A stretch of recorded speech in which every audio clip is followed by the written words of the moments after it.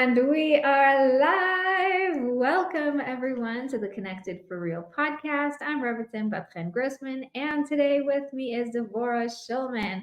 And I'm so excited because Devorah and I have met in person multiple times, and it's just such a pleasure to finally have you on my podcast. Today, we are talking about food and you, the four pillars, as you guys know. Our God is at the core. Marriage and business have to work together, and then you as the container for all that. So, I want to address you specifically when it comes to food and how you can nourish yourself, how you can, work through all of the behind the scenes baggage and things that are affecting your relationship with food. So, okay, Devorah, introduce yourself, and then we're going to get on from there. Okay, so thank you, Bat-Chen, for the introduction. At least I don't have to trudge through the pouring rain now to get to you. That was a story. Last year, my son had a baby. Well, my daughter-in-law, I should say. And I was in Israel, and I arranged to meet Bat-Chen. And it was a very dry winter, but the exact week that I was there was the one week that it poured. And it was probably the poorest day. I was soaked as could be. And I went to visit Bat-Chen. The bus wasn't running. I almost got lost on the way. Forget it. It was worth it. It was definitely, it was worth it. Thank God. Thank God. It was memorable. We're never going to forget that. It was a lot of fun. And also when I came to speak in New York, you came all the way, which was really fun. Right. That was also fun as I'm walking through the streets with my phone guiding me where to go. But that was also a lot of fun. Thank God. Okay. So, Devorah, tell me who you are. So who am I? I am a registered nurse and I am a coach, and I specifically coach around overeating and binge eating and yo-yo dieting. And my goal is to help women lose the shame and finally find peace with themselves, with others, and also with God, because it's all related. How did I come to this particular thing? Well, my story is that I struggled with food and eating way back since I'm a little girl. One of my first memories was fighting with my mother because I wanted a piece of watermelon. We didn't have any in the house, and she only had cantaloupe, and I was crying. I was fat as a kid, and today, unfortunately, you see overweight kids a lot. I'm sorry, we haven't come up with a word to describe overweight that's not offensive. So I hope I'm not offending anybody. That's not intentional. But I will describe myself as a fat kid. And I was bullied and I hated it. So I went on my first diet when I was 10 years old, and summer in between 5th and 6th grade. And I looked good. And I remember going shopping with my aunt and buying these beautiful dresses. Instead of being the big size, I was actually a normal size. And I couldn't wait to show my mother. Well, why didn't my mother take me? My mother was sick in the hospital.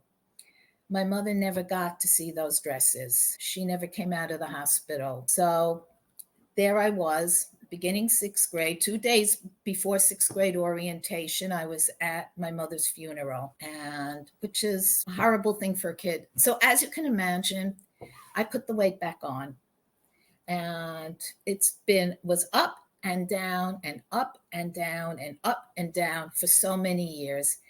I went to Weight Watchers as a kid. I went on some type of yogurt diet. I tried a grapefruit diet. I tried starving myself. I tried skipping lunch. I tried skipping breakfast. I I'm allowed to pick my own anonymity, but I am a veteran of Overeaters Anonymous. I tried these candies that were supposed to suppress your appetite, that you eat one of these before every meal and you won't have an appetite. You'll eat less. Except I ended up binge-eating on those candies. So I was a binge eater before it became a word or a thing. Sneaking food when nobody was looking, hiding in isolation. And I carried this with me into my marriage. And all I can say is, you cannot be married to two things at once. I was trying to be married to my husband and married to food at the same time. And unfortunately, food came first. And it affected my mothering and it affected our finances. How many times there was this frozen yogurt years ago called Elon, and I would eat a whole pint a day until a friend told me, hey, it has half the calories of ice cream, so you could eat twice as much. So I said, Oh, oh, no. you mean I could eat two? And What a good friend. We love you. Thank you so much. Good friend. Those are the types of friends you all need, my friends. or about the other friend who decided she was going on a diet. So we have it's called the Last Supper phenomenon. So when you're going on a diet, always on Monday. Diets always start on Monday for some reason. So on Sunday, forget about Shabbos. So on Sunday, you go and you buy half the grocery store and you eat your head off. So she wanted someone to eat with. So she actually offered to buy the food for me so that we could have our little party. So she went on her diet the next day, but I couldn't. And the shame and the not going to things, being invited to weddings and not going because of being ashamed of what I looked like, taking food out of the garbage, that being the garbage when my kids didn't finish eating, being the garbage can. I hated myself. I really hated myself. And I struggled off and on. I was in one of three states, either on a diet, just off a diet, or feeling guilty for not being on a diet. And that was my life for so many years. I had some success in Overeaters Anonymous until I didn't. And I read and I studied and I learned from summits, I learned from scientists, I learned from so many things. I tried so many different things also. I tried paleo, it didn't work for me. And I tried keto. That's how I got into studying nutrition. It also inspired me to become a nurse. I became a nurse because first I saw all this illness. By the way, overeating is one of the things that contributed to my mother's early death. She was a diabetic. I can't say whether it was type 1 or type 2 because back then they didn't differentiate. But I remember her giving herself insulin injections twice a day and being scared. It's very scary. And this is so common, this is so endemic. And I just, what am I going to do? I studied, I became a nurse, I took care of cardiac patients. Watching them digging their graves with their forks, these are patients that weren't supposed to have salt, weren't supposed to have fat, and and they're not even, forget about the hospital food, which is offering them cake and who knows what, but the family members bringing them in deli sandwiches, and and they couldn't help themselves. They couldn't stop it. I studied nutrition. I couldn't even stay in cardiac. It was just too depressing watching people die. So I ended up going to a much happier place in the hospital. I became a labor and delivery nurse. Which, by the way, is not always a happy place. No. And we're seeing younger and younger mothers also having the effects of uncontrolled eating. We have, I don't work in the hospital anymore, but we had to get a special table in the operating room, a bariatric table, because some women didn't fit on the regular table, special bariatric bed. And it's definitely a risk for mommy and a risk for baby. So I studied functional nutrition, and then I learned about whole food plant based nutrition. And I took a few courses in that. I've read that, and I finally found peace with food. I finally made peace. I finally learned a way of eating that I don't have to weigh and measure. I could be satisfied. I could eat food I like. And I'm not obsessed with food. Yes, I do have to cook for my family, and I have to worry about, make menus, and I do stuff, and I cook for myself, and there's no such thing as takeout for me. But I found a way to make it work, and thank God. I love this, and I love helping other people with this. Find ways to incorporate more plants into their lives and find ways to really lose that shame and make that peace with themselves and be healthy in a healthy way, in a sustainable way, and be able to be there for everybody else. Oh So my that's gosh. my story. Oh, you got me emotional there. I did not expect. You know what? It's so much deeper than just the food, you know? And like you were saying, there's the shame, there's the stories, there's the experiences, like you're so proud of yourself, you finally lost the weight, and then you lost your mother. And the correlation between the two is so powerful. And then it's almost like you have to make up for it somehow, right? So you're subconsciously just sort of soothing something that isn't actually working, but you're trying really hard. And it's fascinating that you've tried all the things and nothing really worked until you figured out for yourself what works for you. What do you think it was that really liberated you from that obsession? What finally liberated me, well, it was a few things. First of all, I freed myself from the scale. I used to be, I've heard it called a scale monkey. I would get on the scale in the morning, and you know how it is. You have to make sure your body is all empty and everything, and you step on the scale and you don't like where it is. Maybe you'll get a better number if you move it somewhere else, so you move it somewhere else, and then finally you realize, okay, you'll take the best number that it is.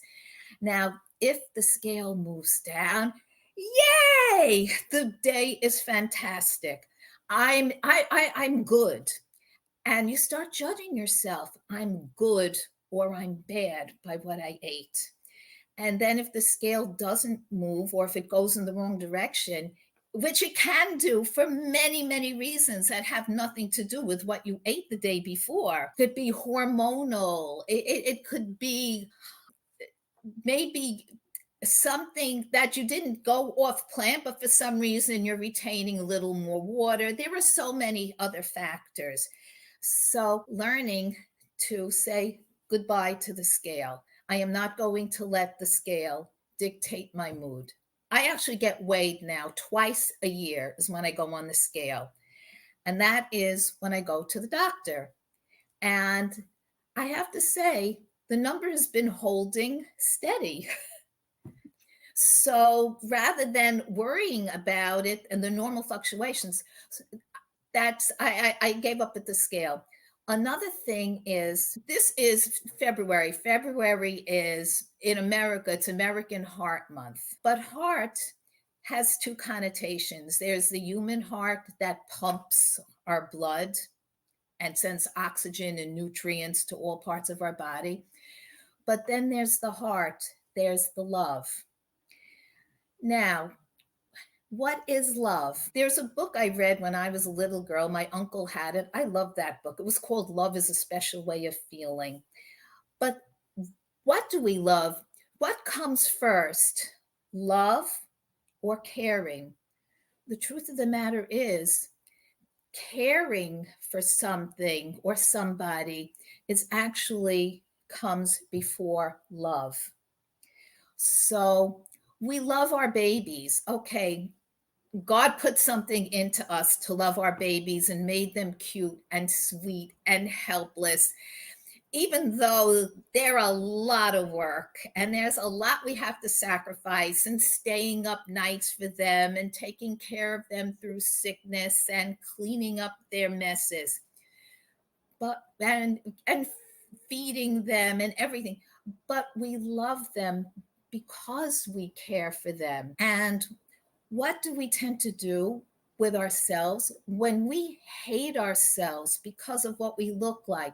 When we judge ourselves as bad because we ate something, which is not our fault because of the ultra processed food industry, but that's a whole other story. But when we hate ourselves because of what we ate, what do? We neglect ourselves. And you don't have to be rich to dress nicely and to be neat, but we feel like slobs and we present ourselves as slobs. So learning that if I'm not when I'm even if I'm not a size 2 or a size 0, which by the way we don't have to be, I could still care for myself. I learned to act as if I love myself. You know, you have to love your neighbor as yourself. You cannot love your neighbor as yourself if you don't love yourself first. Right. So I had to learn that I am worth it and I can care for myself, and I can care for my husband much better if I can care for myself. When you fly a plane, they have they have the little thing that they always say about safety, and they always say you put your own oxygen mask on first. And that is so true. And I was suffocating because I was taking care of everyone else first. And I was the martyr. Nobody likes a martyr, least of all the martyr themselves. So I learned it was a total mind shift set that I do not have to be a martyr and I am worth it. And I can buy myself little things. Again, I like jewelry, but I don't like real jewelry. It goes out of style. So I buy little things for dollars or less. I don't know what that is in shekels, but I buy little things and I look good and I take care of myself. And people say, "Oh, you look so good." I said, "Well, my brand is to look good. I have to represent my brand." But I feel so much better. And that helps. And that was like one of the first things. I had to love myself enough to feed myself in a way that would support my health. Because if I don't care, I'll just eat anything. And food becomes the best friend and the worst enemy. There's a word that somebody called it's a frenemy. Right. And that's what it is. What do I have to do for food? All I have to do is eat it. And it does feel good while it's going down. There is something very comforting and soothing about food as it's going down. A newborn baby, the very first thing that a baby does after it's born and after it's settled and after it's stable and after it's cried and the baby's, we know is okay, the first thing you do is the baby eats. That's the very first thing. So it's so important to realize that food is not the evil, but we have to love ourselves to eat the right food that supports us and supports our health. I also learned Eating does not make me bad. Value judgment is not on eating. right?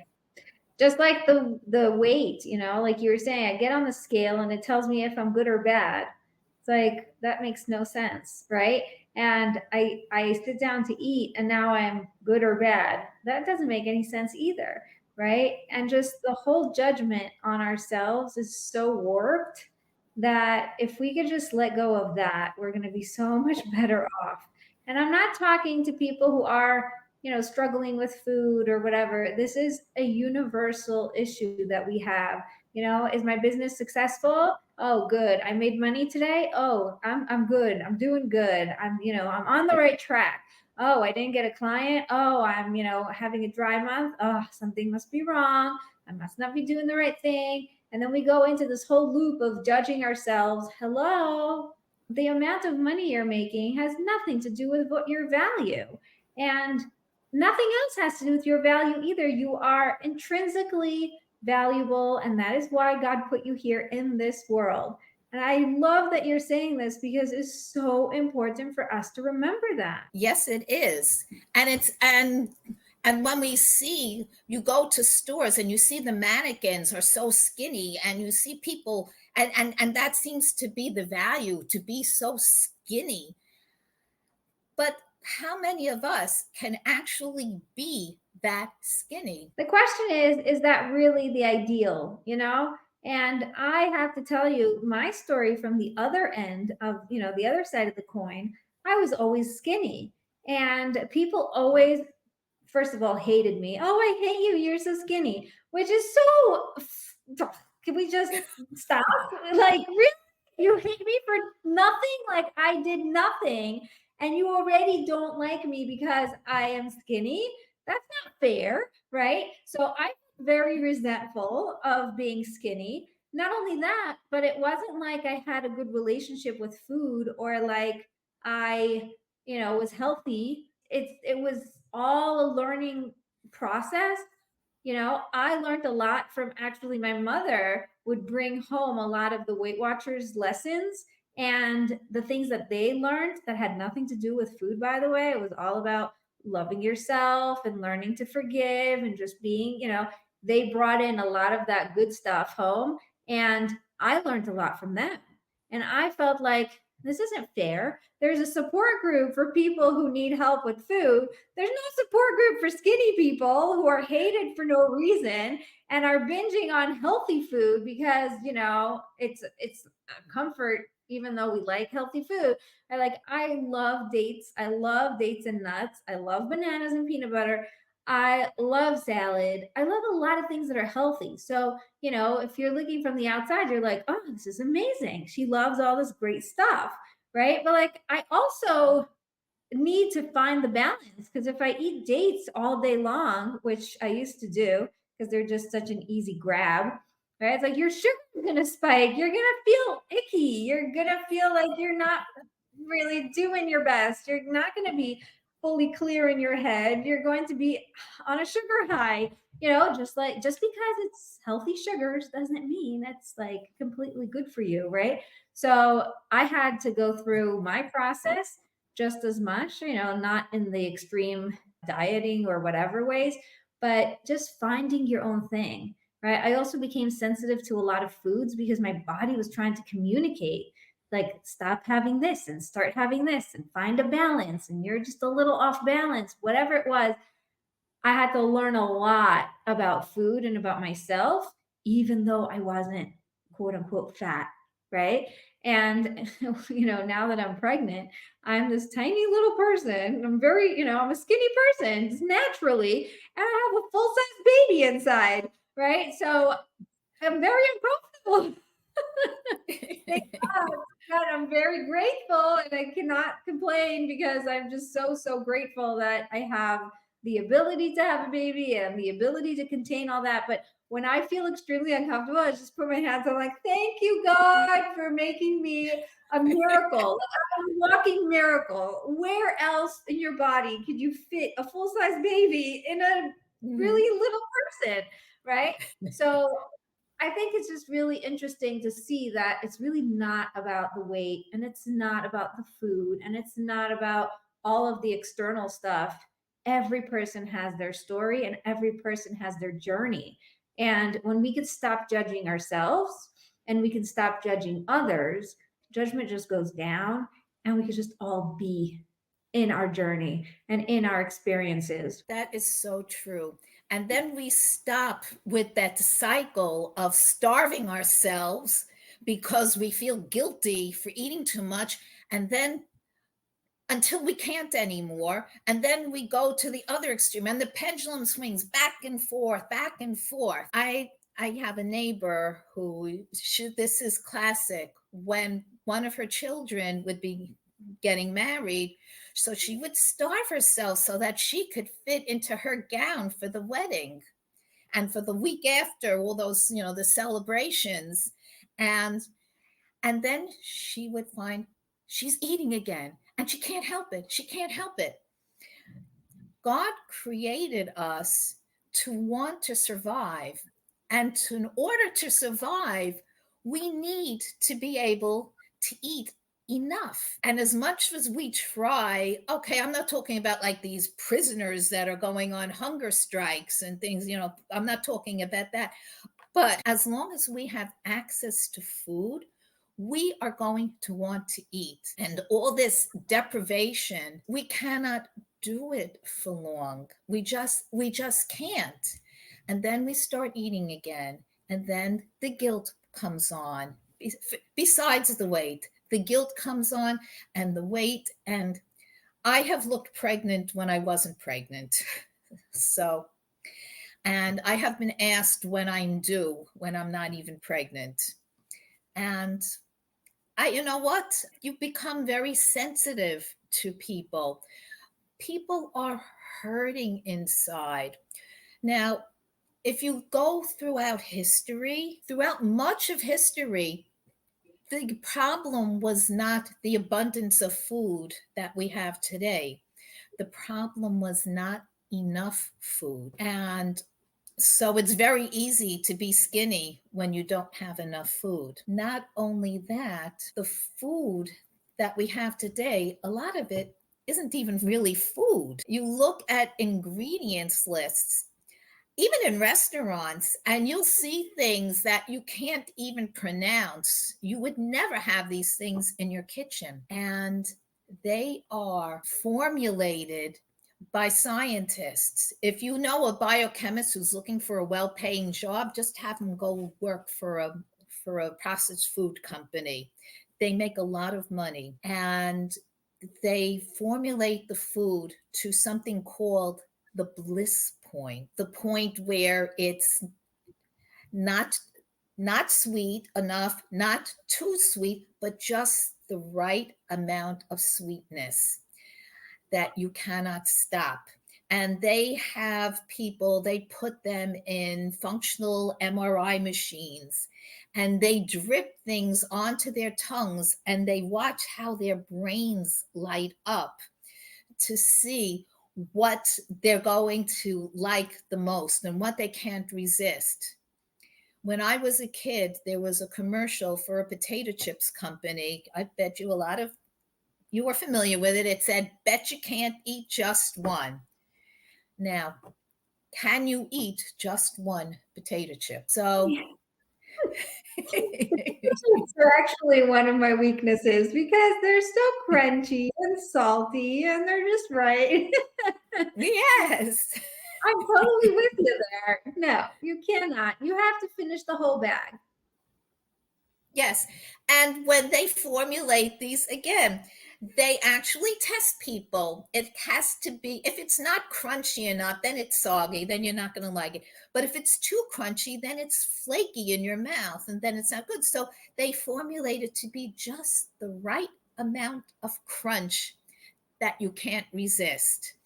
And it's the combination. They put the flavorings and the salt and the sugar and the oil and they make these things irresistible. And another thing is, Okay, you are genetically lucky that you love healthy food naturally. Most people, if they weren't exposed to the processed stuff, would be very happy with real food. But then the processed stuff hijacks our taste buds. So back in the days when there wasn't enough food, God made us in such a way that we like the food that gives us the most calories, packs the most calories in every bite. Because if you don't know when your next meal is coming, it was an advantage. So that's why we liked honey. That was like one of, the most calorie dense things. And that's why we like, all this fattening food, for lack of better term. The proper term would be calorically dense. Like when I was a kid, we told a joke, what weighs more, a pound of bricks or a pound of feathers? And they weigh the same, except a brick weighs more than a pound. And if you take a pound of feathers, it'll scatter across the whole room. So the brick is more dense and the feathers are less. And so it's the same with calorie dense.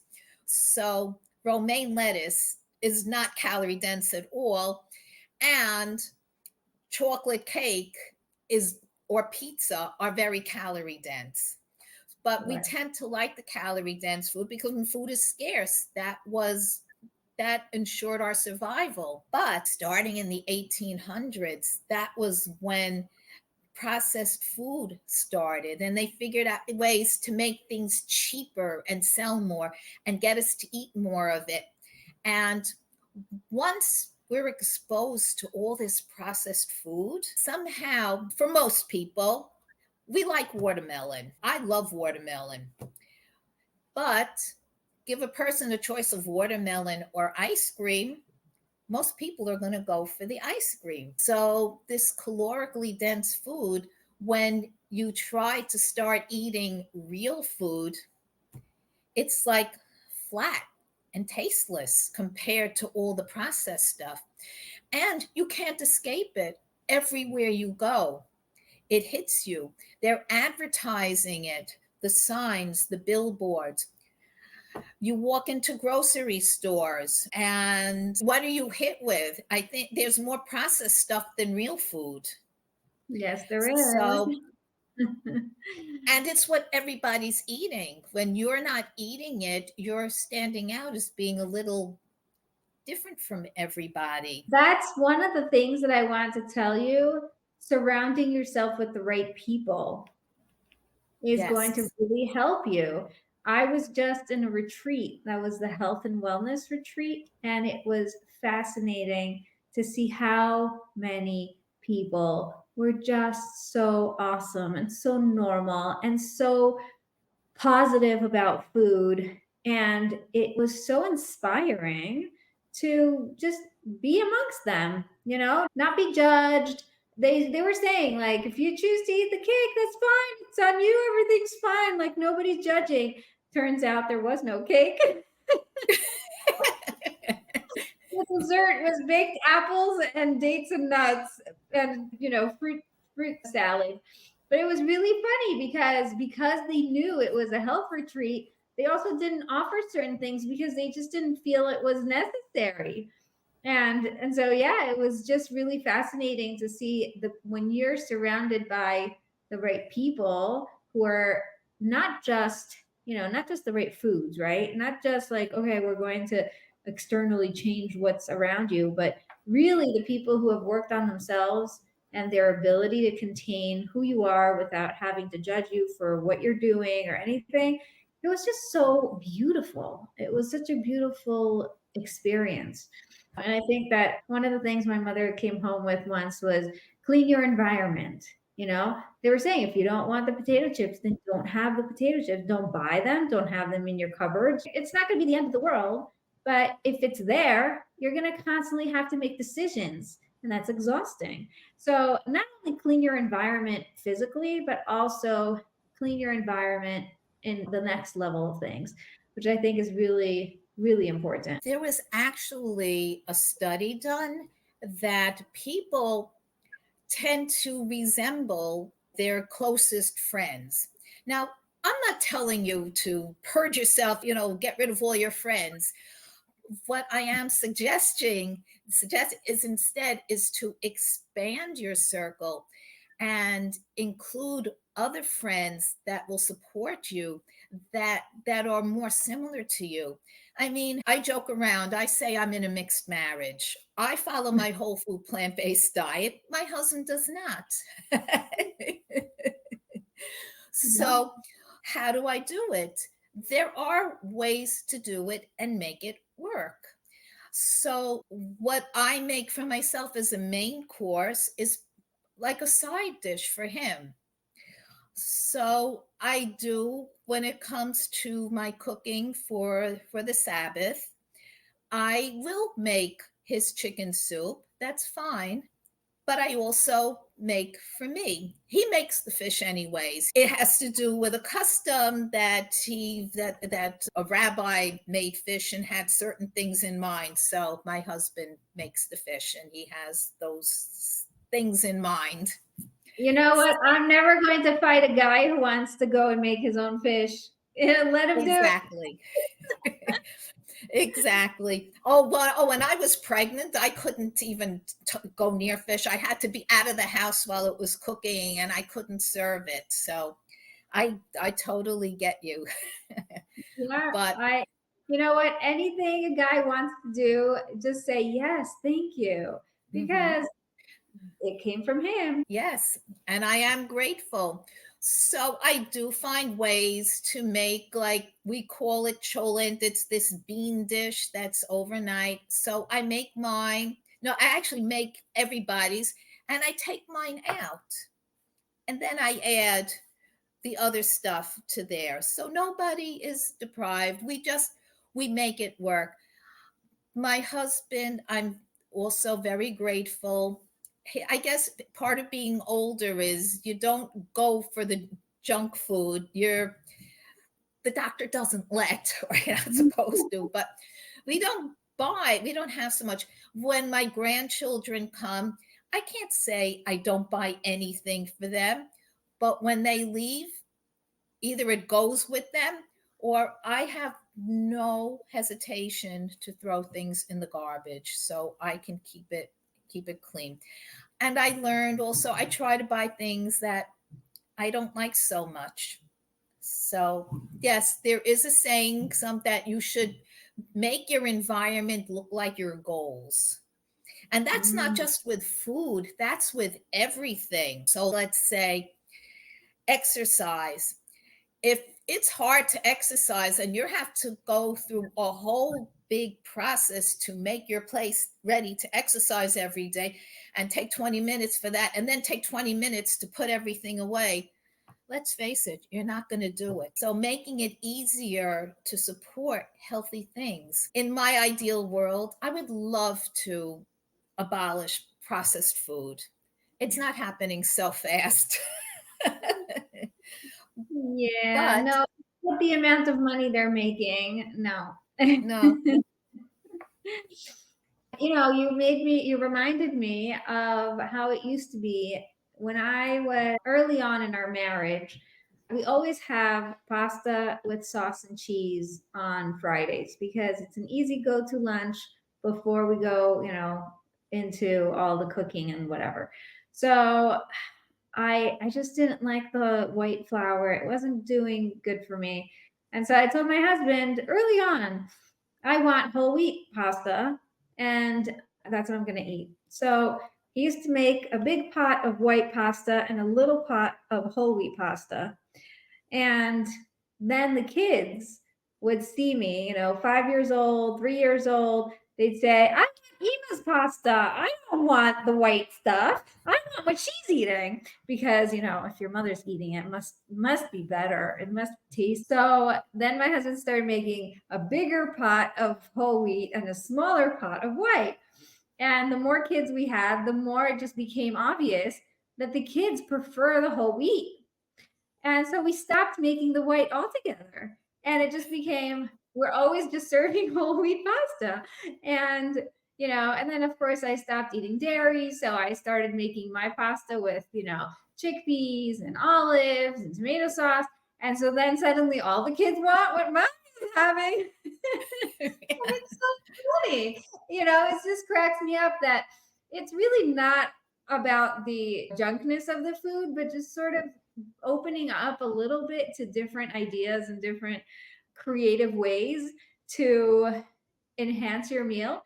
So if we have, how do you say cilantro? Is that the English word, cilantro? Yes, Um, cilantro is the English word. It's actually okay, cool. Spanish, but Okay, there you go. So, if we have cilantro, I'll add cilantro because for me, that's a real upgrade.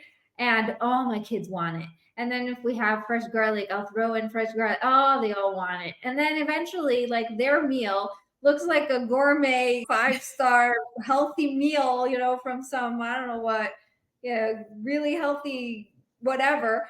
And they think it's normal. And they're eating it, they're devouring it, they're so happy they got the fancy good stuff, Oh, I don't want that white stuff. Eventually, we got so used to it that we went to someone else's house. They had white pasta, and my kids couldn't eat it.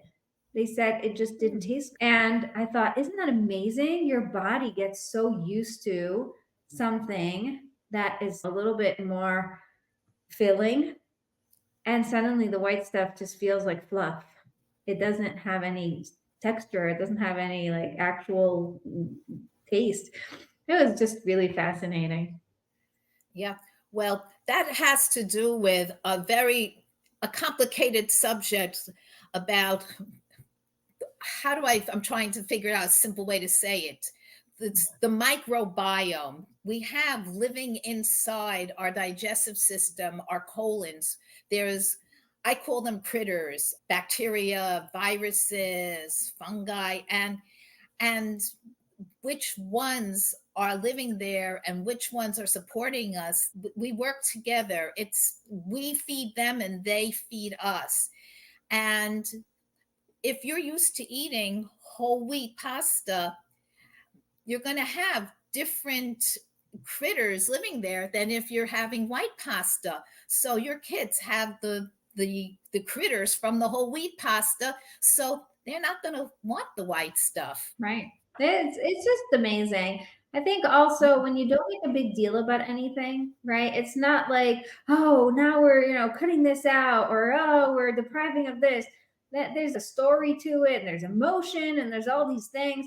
But if you just normal about food and you just have it, I love vegetables. I love lemon. I love salt. So I will just, cut up vegetables and put some lemon and salt on it. Things like kohlrabi. People who never heard of such a thing, right? It's like such a non-American food. But in Israel, there's kohlrabi everywhere. It's just so delicious. So all you do is you peel it, you cut it into little sticks, and we sit there and just eat it with our fingers. Out it goes so fast. And then it's like, oh, I didn't get any, And people come to our house and they're like, I don't understand. How do your kids eat this? How do they even like it? It's like, it's just all they know. It's normal, right? So I think that when you normalize things and you just allow them to be, then that's just what it is. Oh, I totally agree. People say, but what can I do? I have to have the stuff in the house for the kids. They must eat junk. They must eat junk. I'm like, says who? So I saw this very short, cute video. I don't know where they're from, but there's a little girl sitting in a high chair, and the mother's offering the kid chocolate and other kinds of candy and other kinds of junk, and the kid's just pushing it away. No, no, no. And then the mother offers the child broccoli, and the kid's taking, how little 2-year-olds eat, smashing it into her mouth. And it's just basically what the child is exposed to. And not only that, even what our babies are exposed to when utero makes a difference in what they're going to like. So if you have somebody who's eating healthy during pregnancy and while nursing, that child is going to be more likely to like the healthy things. It's all Yeah. a So matter of exposure. let's get really practical because I know, like you said, it's nice that you like healthy food, but there's a lot of listeners out there. They just don't like it. They don't want it. They're just, it's nice and all, but I feel like I'm eating grass or, like I'm not really interested in this thing or whatever it is that people say. I'm having a hard time, getting used to the new tastes. What are the best practical tips that you can give us?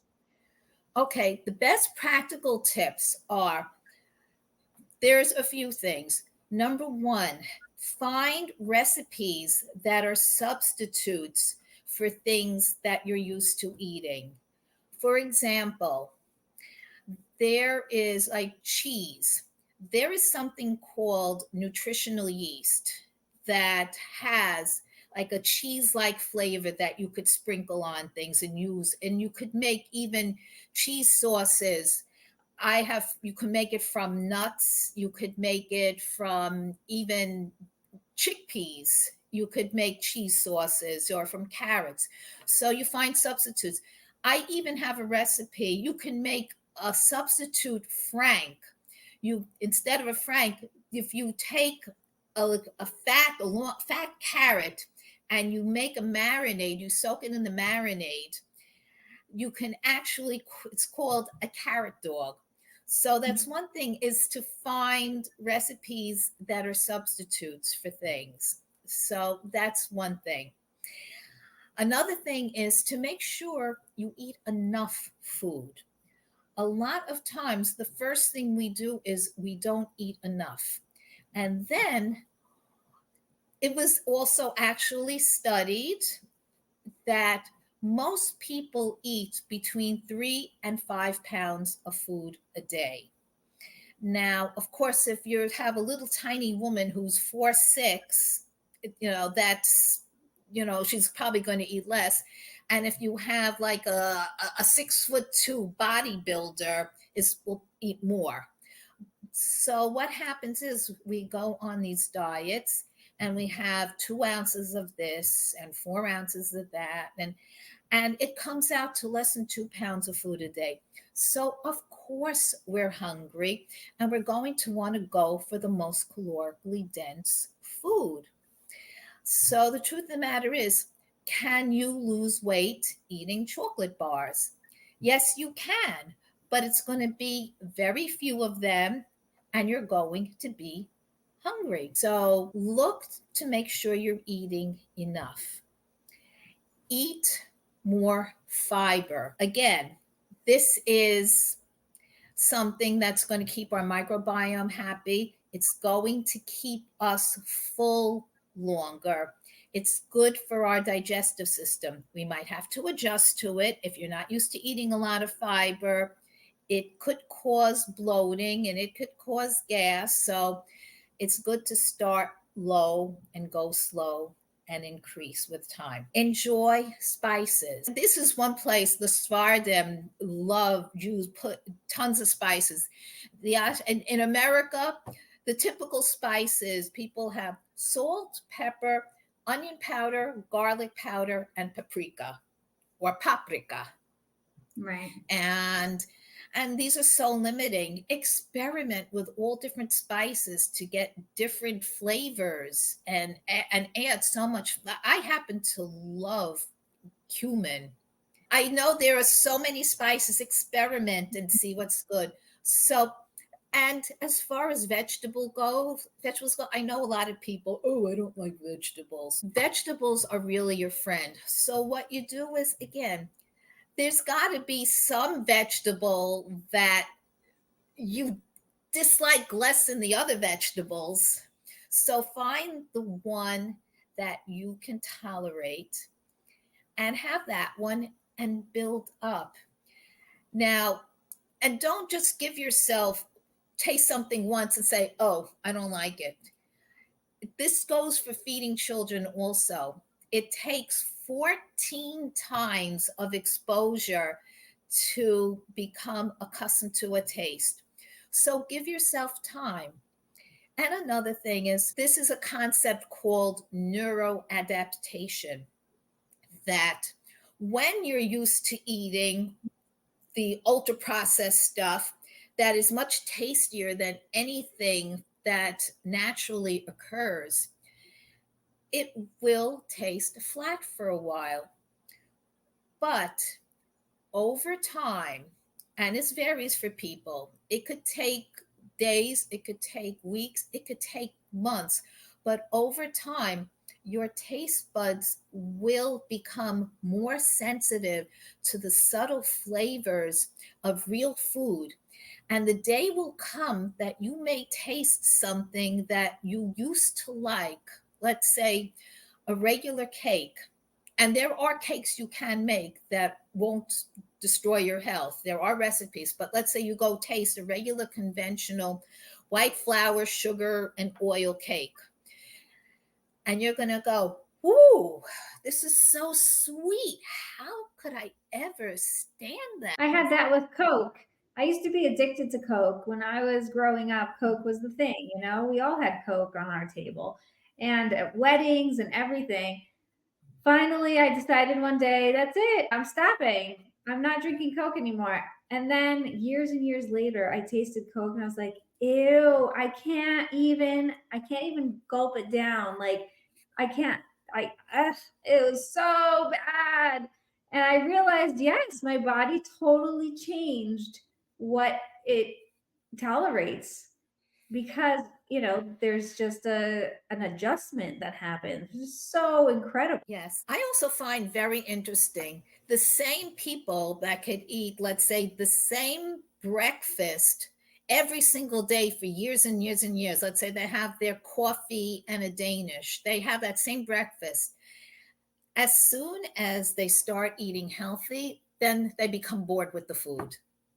Yeah.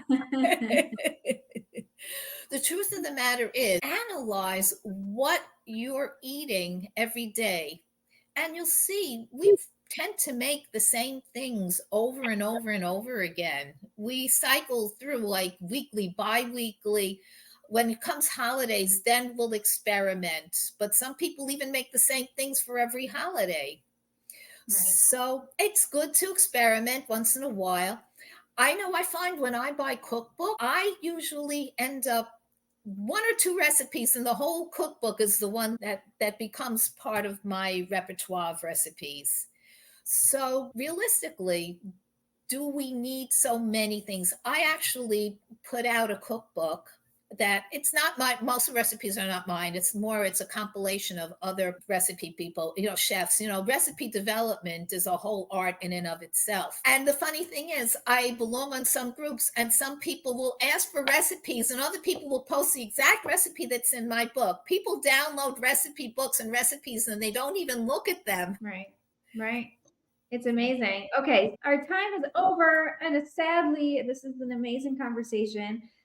I want you to tell people where they can find you and where they can find your recipe books, where they can find working with you, because this is just incredible the amount of knowledge and support that you can give the people who really need it. So the first place you can go is my website. You see my name up here. It says it's just devorahshulman.com. And on there is a link to download my cookbook. It's called Plant-Based Food Swaps, basically substitutions of whole food plant-based recipes for things that you know and love. That'll get you on my mailing list. I send out a newsletter every week. I'm also on Facebook. I'm on Instagram. I've done a few YouTube videos. I should do more. And I'm on LinkedIn, which I don't really post there either. But you can, as long as you look up Devorah Shulman, you will find me on all these places. So again, but the easiest is devorahshulman.com.